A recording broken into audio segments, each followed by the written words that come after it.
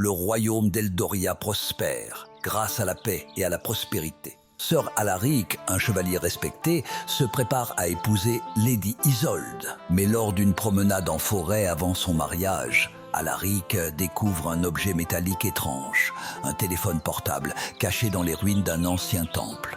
En apprenant à s'en servir, il découvre qu'il peut capter des signaux provenant du futur.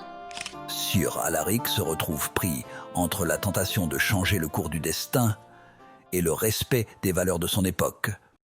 Peu à peu, le téléphone devient un objet de convoitise et de fascination pour certains membres de la cour. Des factions émergent, certaines voulant utiliser la technologie pour le bien du royaume, tandis que d'autres cherchent à exploiter ses pouvoirs à des fins égoïstes.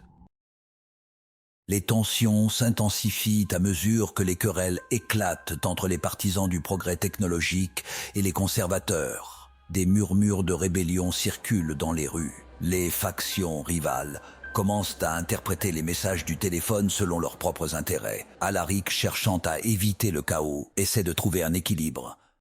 Les tensions au sein du royaume atteignent un point de non-retour, plongeant Eldoria dans un conflit dévastateur. La technologie, autrefois une promesse d'espoir, devient un instrument de destruction déchirant les fondements de la société. Alaric, constatant l'échec de ses efforts pour restaurer la paix, prend la décision déchirante de s'éloigner de tout ce qu'il a connu. Il retourne dans la forêt, où il a découvert le téléphone et choisit de s'isoler du monde qu'il a involontairement contribué à détruire.